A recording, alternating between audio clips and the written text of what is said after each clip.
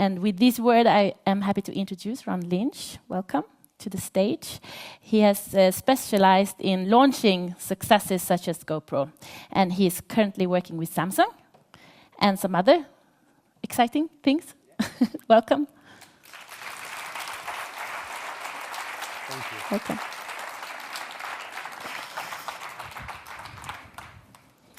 First, I want to thank Kim for delivering her talk in English for me. That was nice of her. A few years ago, Mark Zuckerberg gave a keynote in fluent Chinese, and I hate to be outdone by Mark Zuckerberg, so if you don't mind, I'm going to do the rest of the talk in fluent Chinese. English is my only language, sadly.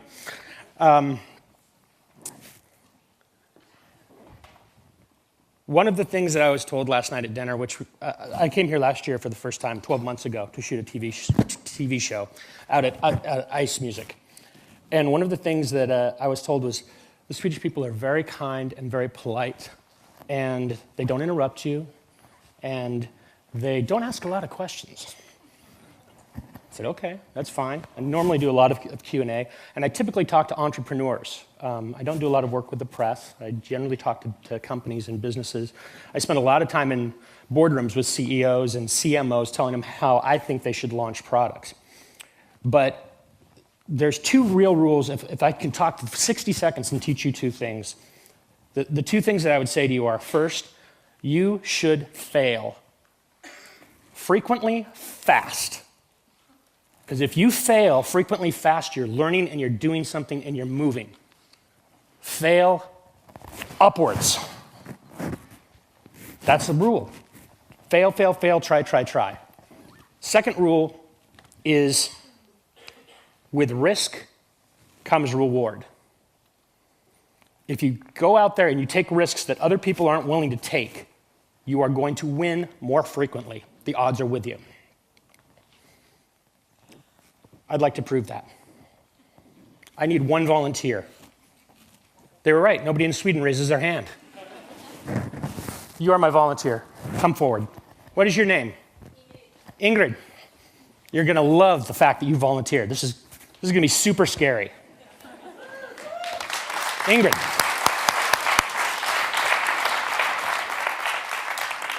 This is how simple success is. She's the only person in the room that raised her hand.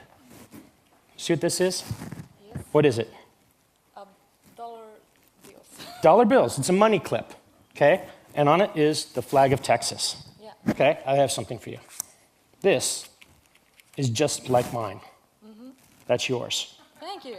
Okay, isn't that wonderful? Yes, that's wonderful. This is even better.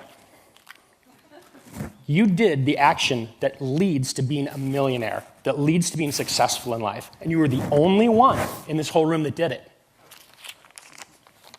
That is a $100 bill. You're on your way.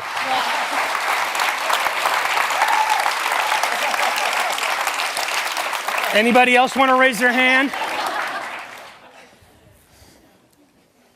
You is the message. Now, any of you who speak English really well will know that that actually is not English. You is the message is not English. The correct usage would be you are the message. Companies tend to think that they are the message. I just need to tell people about who I am, and people will come to me. No, you is the message. And it actually is correct English if you change the tense and you make the product about them. That was the secret to GoPro. Why do I get to talk to you? I have a really weird background. The movie clip that first came up with Jeff Daniels, the actor that was talking about how America's not great anymore, he's actually a friend of mine. And when I was a kid, I say I'm a failed child actor. I was in my very first movie, and I played opposite Jeff Daniels, which was very interesting that Kim just happened to select that. That was not contrived. She happened to pick that. So I had a background in the movie business, and while I was in college doing that was kind of how I paid my way through college. I also worked in the grocery store. I met my wife, and I decided I could go to Hollywood and be an actor, or I could work in the grocery business. And I chose the most exotic, fantastic thing you could do. I worked in the grocery business. And I did that for 8 years. but I learned how to sell to people. I learned how to manage a business. I learned about P&Ls and business operations and all the things you need to do to become a successful CEO. And eventually I started working and installing new stores, high-end stores. Yeah, please.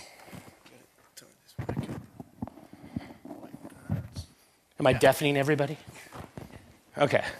So I started building grocery stores and turning grocery stores around and doing high-end stores. I rented space. Oh, I see you coming too. How's that? Is that better? Is that better? The more I pull on this, the more farther away he goes. So in the process of having grocery stores, I had a client, a customer of mine, that wanted to rent space to shoot commercials for the George Foreman Grill. And it was easy money. We let him shoot in the grocery store at night. In the daytime, after work, I would write movies. And I got lucky and I sold a script to George Foreman's agent, Sam Perlmutter. And when I did that, my friend said, "Wow, you sold a screenplay. Would you like to come work in my ad agency?" I was looking for a way out of that grocery store. Absolutely. I wanted to do something creative. So I went and worked at the ad agency, and the first commercial I did was for a product called Space Bags. So you fold your clothes, put them in the plastic bag, take the air out of it, and then you can pack, right? So I did that commercial, and it was successful. And the second commercial I did was for a product called the Ultimate Chopper. And it worked in Europe, too, with Chef Tony. So does anybody know who Chef Tony is? The Ultimate Chopper? Ein, zwei, drei, the food processor. And we sold $88 million worth of food processors in 6 months. I was in the ad business. I was lucky. But I knew how to cook. I wrote all the recipes for the show, and I knew how to cook. I parlayed that into a career in advertising. And we've launched 300 products, 40 brands, and the one that everybody has the most interest in now is GoPro. When I met Nick Woodman was at the Salt Lake City Outdoorsman Show, and he was literally driving his van into the trade show floor with his surfboard and his skis on it, and unpacking that van and selling GoPro cameras in the daytime, and at night he was sleeping in the van. He didn't even have enough money for a hotel room. His total sales that year were $600,000, and we worked on him for about 2 years to say, "Nick, we think that this product really has some legs." And we knew why it had legs. And it was really, really pretty simple. The product became about the viewer. It was about the you, not the product. So around GoPro, I want to frame this up. Here's 3 simple strategies. Whenever I go to a conference, I want to get something out of it. I hope you guys get something out of this, and I want to give you some tactics that, like, you can walk out of this room, and you can go, "I can do this, this, and this in my business, and actually make more money, actually be more successful." So number 1 is focus on the user. Focus on the consumer. Make your product personally about them, not about you. The message is always about them. And in your copy, in your dialogue, never talk to 1 million people. Have you ever seen 1 million people watch television together? Everybody watches television by themselves. Everybody surfs the internet by themselves. They're at home alone in their underwear. And they're yours. They're vulnerable. You have them in your world. Talk to them one-on-one. Language to them one-on-one. When you start a conversation about someone else, what's everybody's favorite topic? Themselves, right? Ask them a question that elicits dialogue from them about them. So some of these questions are questions I've asked over the years that are related to specific products. And they're questions that open the door to conversation. Did you know that your brain is making you fat? Oh, I thought it was the pizza. There's something in the brain that makes you fat. Really, tell me more. It opens a conversation. Is bleach eating your clothes and destroying them and making them yellow? A little insecurity in that question. It's a little poking and it's a little prodding, and it makes me go, yeah, I guess that could be. I have picked up that shirt and it was yellow in the arm. Oh, yeah. Do you know there's a simple item in your home that is clinically proven to automatically sexually attract women? None of the guys want to know what that is, do they?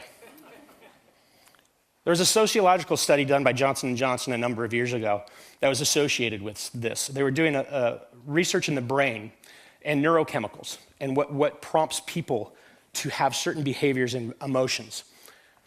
They discovered that, you want to know what the item is? What do you think it is? Anybody have a guess? Dishwashing? I said Johnson & Johnson. I kind of gave it. Anybody else? Close. Vacuum cleaner? It's baby powder. Why would baby powder make men more sexually attractive? Women smell way better than men smell. And I don't mean smell, I mean smell. They detect more odors. They see more colors. They're more aware of their sensations around them. They smell more. They smell better. Guess what you smell like when you smell like baby powder?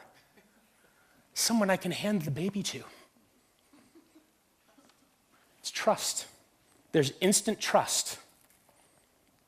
I have guys that call me up after hearing me talk 3 weeks later and going, hey, the baby powder thing worked. Great!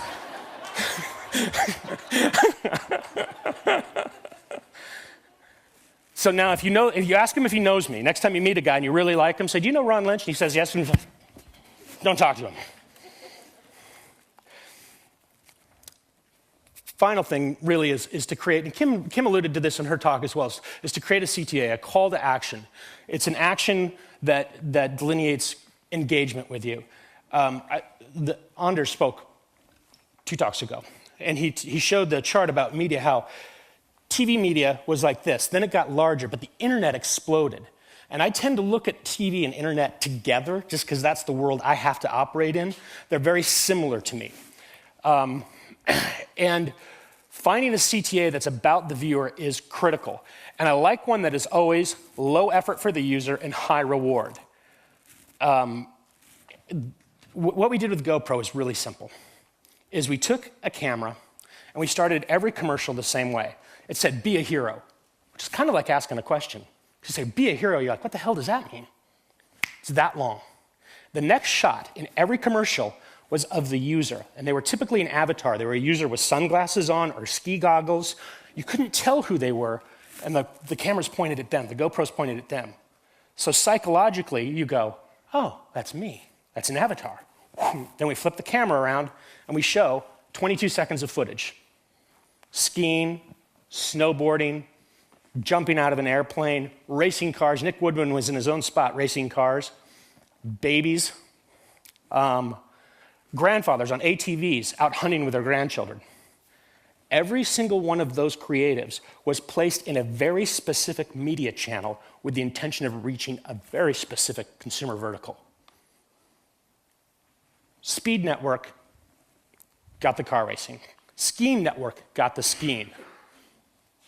So all the brand messaging was connected, but every single creative went to a specific place. Every commercial ended the exact same way, which was, we did something new in American advertising that nobody had really done before. When we buy what we call direct response advertising, the things that say, call now, it's 1-800-555-7272. We buy a different rate than the general advertisers. We buy our rates occur in 3-hour segments. So you don't know if you're going to be in this program, but you know you're going to be on this network between 3 p.m. and 6 p.m. And so we buy a general time, but we buy it for a greatly depressed rate. What we did with GoPro was, instead of putting a 1-800 number, because the camera was $400, we didn't think we'll ever be able to sell a $400 camera in 30 seconds. We did something really sneaky.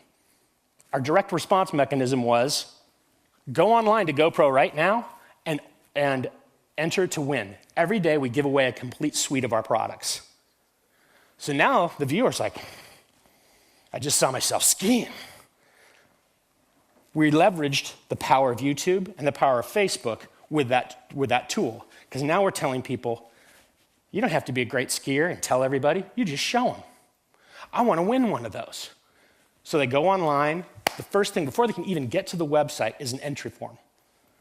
They put in their data, the entry form goes away, and then there's the website.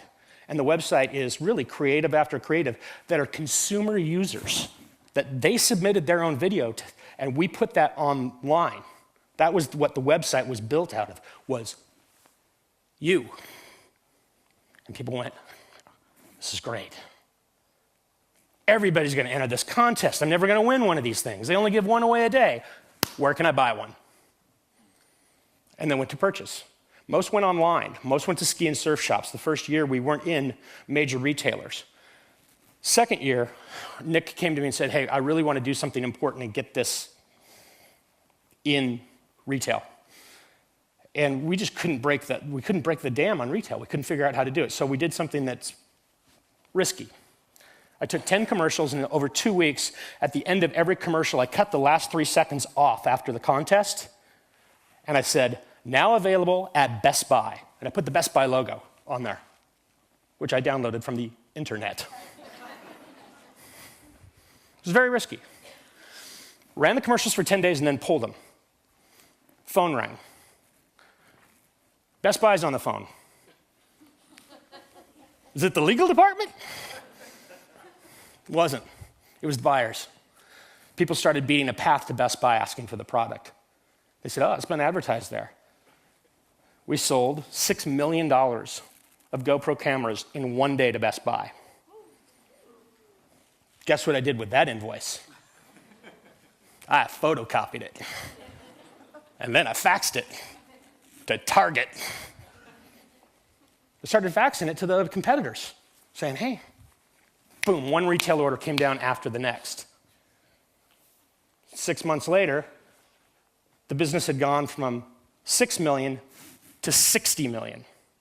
24 months later, on those exact tactics, the business went from 60 million to 660 million a year. But it was about them. It was always about the audience. People will buy vanity. So what's the trick? The trick is finding a unique selling proposition, and that's a buzz, I don't know if that's a buzz phrase in Europe, but it is in the US and has been for years. But it works. And it's, what do you do that's unique and different that nobody else does? How do you define you to the audience? How do you define the audience around you? And if you don't have one, you need to get one. And if you don't get one, you got to make one. I have a friend who teaches in Austin at a place called the Wizard Academy. And his name is Roy. Roy runs this place. And people come from all over the world to study marketing. And Roy and I have a disagreement. And the disagreement is, you have to have a USP. And Roy says, you don't have to have a USP. You just got to make people fall in love with you. He tells a story about a plumbing company that they sell plumbing and water heaters and do home repair.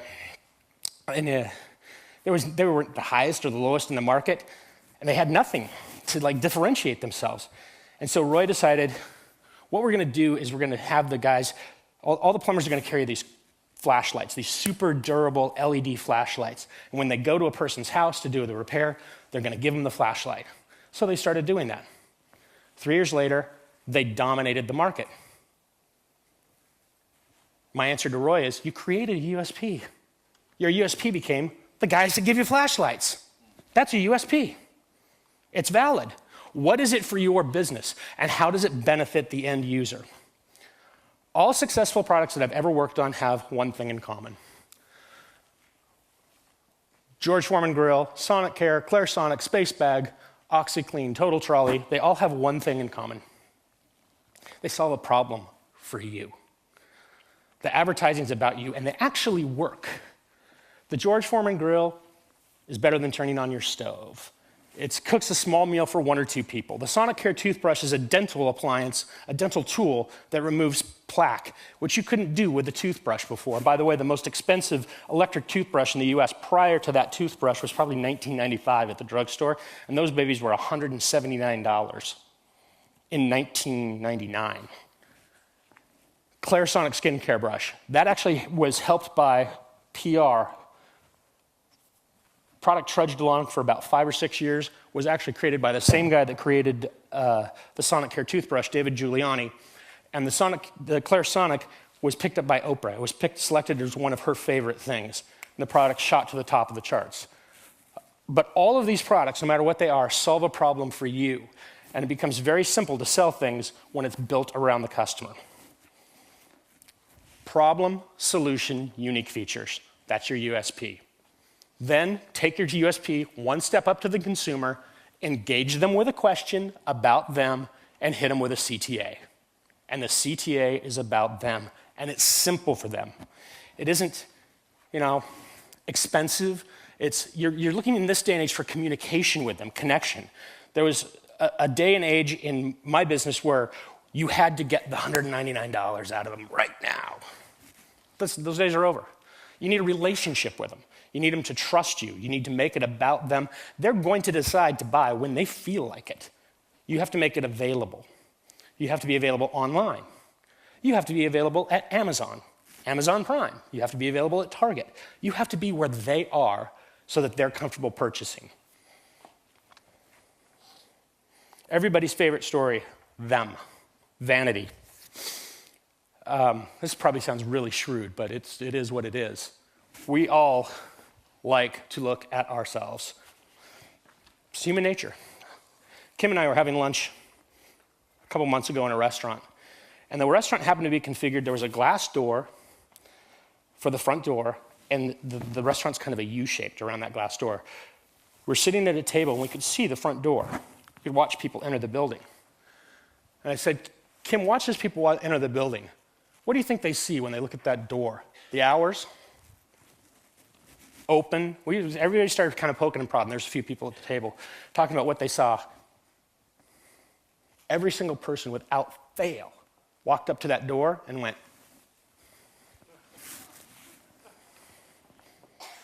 There's all kinds of information on that door. None of it was utilizable for those people.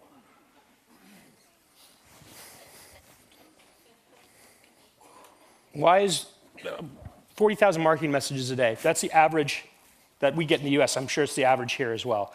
You're hit with 40,000 messages a day. Your brain is a filter to keep those out. How do you penetrate that? How do you get through that? Make the marketing about them, make the question about them, make the product about them, make the answer about them, them. It's all about you. Why is reality TV so popular? In the United States, we have probably 50 or 60 programs routinely on TV that are devoted to reality TV, and most of them are terrible. But they have an audience. We have 1,200 TV stations, so they find an audience. Is anybody familiar with, do you have this here, the Real Housewives of? Real Housewives of Orange County, New Jersey, right? Yeah. Please do not measure our culture by that show, by the way. But who watches The Real Housewives of Orange County?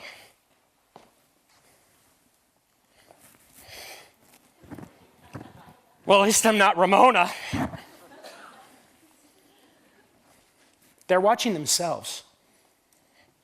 They're watching themselves in every one of those veins. Think about the shows you watch. Think about the things you click on.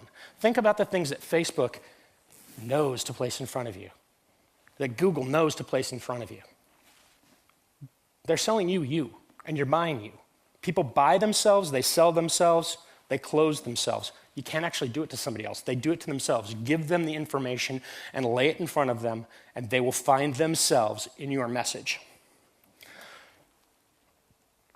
The me generation exists.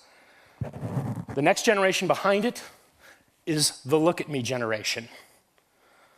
The next generation behind it, I'm really concerned for, because I don't know where else you go. We used to say that technology was really important in what we were all seeking to improve our lives. And we have a saying in our office, and the saying is, technology is the culmination of collective human experience that endeavors to ensure there is no more collective human experience. It's very isolating. Your job as a marketer is to break through that wall, to try and penetrate that isolation. And you've all heard the phrase tribal marketing. That's why I'm here. That's why I came here, is that I believe that people need to find their tribe. I live in Austin, Texas, and I met Mayor Nordstrom a year ago. Through my friend Troy Campbell in the House of Songs. I met the Vinter team, the folks who put on this festival in the last year. And part of my realization was there are people like me that are in my tribe that live on the other side of the planet. So we actually have to create virtual nations now out of these tribes. We have to find the like-minded people and utilize the tools of technology to connect ourselves, to actually become collective thinkers and thoughtful critics of what we're doing and observers, but engage with each other, not isolate.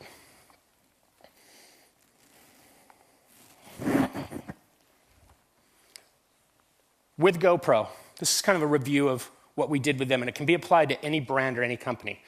You create a brand umbrella. You create a story about your product, a true story. Underneath that, you find all of the different people that that story might apply to. You create a hierarchy of messages. And underneath that, every vertical, you start to create a new story. So they all sound kind of the same. They're all kind of in the sound of brand. They have kind of the same vibe. But each one speaks to the dad on the ATV, the snowboarder, the skier, the guy who wants to jump off a cliff, the mom with the baby, the GoPro customer. So it's a matter of identifying them and reordering the messages. Used to be in media, there was only 3 networks in the United States, and every time we created a TV commercial, we'd go, our number 1 thing is this, and our number 2 thing is this, and this is the order we must message them, because we took a bunch of surveys, and the surveys told us that this is the order that people needed to hear them so we could get the most customers. That model's broken. You can put them in any order you want. Just make them fit the vertical of the customer.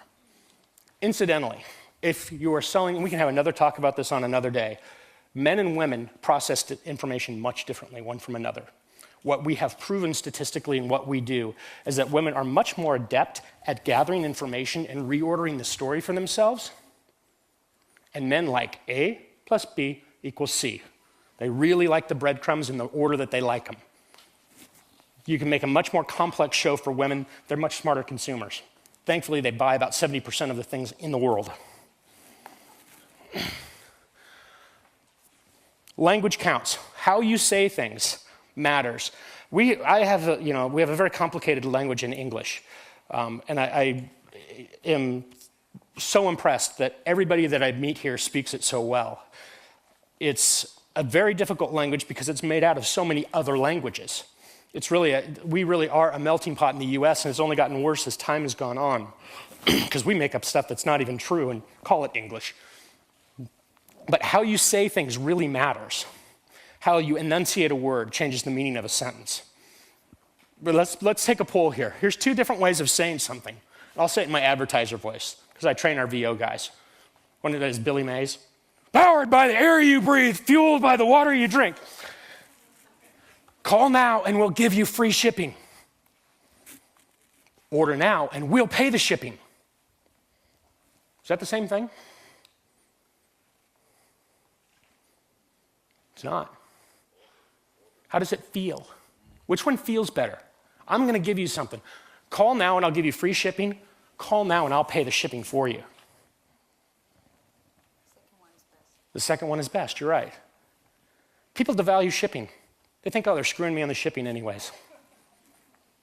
They think they're being had, so they devalue it. But if you say it as, I'll pay the shipping for you, suddenly you're a nice guy. You're a nice company. It's still going to cost them the same, but how you say it makes a difference to whether or not they purchase or call. Think about everything that you are saying to that depth. When you construct language, make sure value is perceived. I'm going to skip testing because I think everybody knows what testing is. Kim alluded to it. You try it, you find out, it becomes metric driven. How do you make $1 million? Because people always ask me that because I've made a lot of people a lot of millions of dollars. First thing is you offer somebody something of value for free. I came here today to give you my knowledge. It's free. Enjoy it. When they engage with you, create deals of incremental risk to them and long-term value. It's pretty easy, isn't it? Construct a deal that's exclusive. People ask me all the time, and I'll deal with this like right up front. Most people go, how do you make money? How do you make money in the world? And in America, we just say it. I'll just be rude and tell you the story. This is how I make my living. My long-term strategy, I typically charge people to hang out and get my ideas, and that's kind of a small fee, realistically. Then long-term, I'm more interested in doing business with people I like and products I like, and I take a little slice of what they sell. 1% to 2%. And when you sit down with a CEO of a company and you go, I'd like 1% or 2% of your revenue, they typically grab their chest and point at the door. And the marketing director goes, yeah, but, and they talk about your resume. And then you go, well, why should we pay you that? I say, I'm going to create millions and millions and millions and millions of dollars in transactions for you. And Visa and MasterCard are going to charge you 1% to 2% to process them.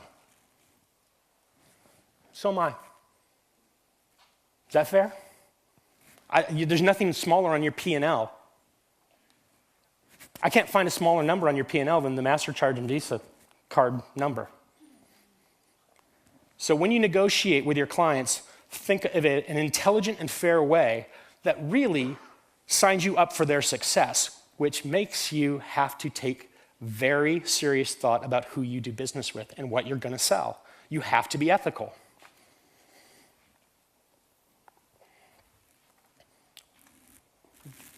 I hate to give you an English test, but is anybody willing to go for this? What is integrity?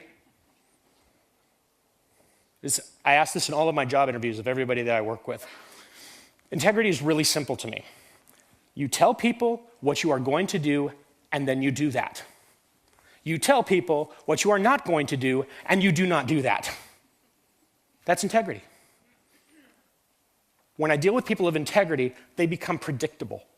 I like predictable people. I like to work with people. When I turn my back, I have a lot of responsibility on me as a business owner or creative director. When I turn around, I like to know what's going on behind me. If I have people with integrity, I always know what's going on behind me. What is honesty? I love this question in job interviews. Anybody? What is honesty? I've heard huge paragraphs, big stories, in-depth explanations about what honesty is. You tell the truth. It's that simple. You just tell the truth. Get used to it. It's a hard thing to do in this world. What's transparency? I just gave it to you. I just showed you how I made my living. That's how I make my paycheck. Most people won't show you that. Let your clients know up front. What you should not tell, things that you have agreed not to tell. If you have confidential information, it's confidential for a reason. What you should not sell. That's where you look in your heart and you go, I can't do that one. And you have to be willing to say no. I'll tell one last quick story. Do I have just a second? This is probably telling too much truth. I'm Swedish, so I don't want to be interrupted. You're very polite, thank you. I'll be brief. I was in a hotel in Los Angeles, next to the airport. And when Americans get drunk now, they have a thing that they say. They say, I was overserved. Who ordered the drinks? The bartender? I overserved myself. Thanks to my friends, myself, and the bartender. We did it all together, but I was rooting for us 100% of the time. And I went up to the 12th floor with my friends to our suites and we had more booze. We needed more ice. I took the ice bucket and I walked down the hall to the ice machine, and the ice machine was empty. There was no ice and it was out of order. It's probably the same here. On every floor, the ice machines are in the same place. They're usually right next to the stairwell, thank God. I stepped out of the ice machine, I walked up the stairs, went to the next floor, opened the door, and when I opened the door, I heard, oh, hit somebody with a door. Sorry. I stepped in, and in front of me there were 3 men who all remarkably looked exactly like Henry Kissinger. Because they were. And he said, oh. I said, Dr. Kissinger, I'm sorry. And I looked at the one in the middle. I said, I'm sorry. Soaking wet. I'd been in the swimming pool. Did I mention that? And I'd cracked my head open, so there was blood trickling down my face. And I was in my underwear, so, I was kind of clothed. And I said, Dr. Kissinger, you're on my list of 5 people that I'd love to have dinner with in my life. Pretty sure that's not going to happen now. Could you give me, as a young man, one simple piece of advice? And he looked at me, and as only Henry Kissinger could, he said, no. I said, seriously? He said, my advice is no. If you learn how to say no to people first, you can say yes later. But if you say yes first, you can never say no to them. I have used that single piece of advice in every single contract I have negotiated in my life. It's yours.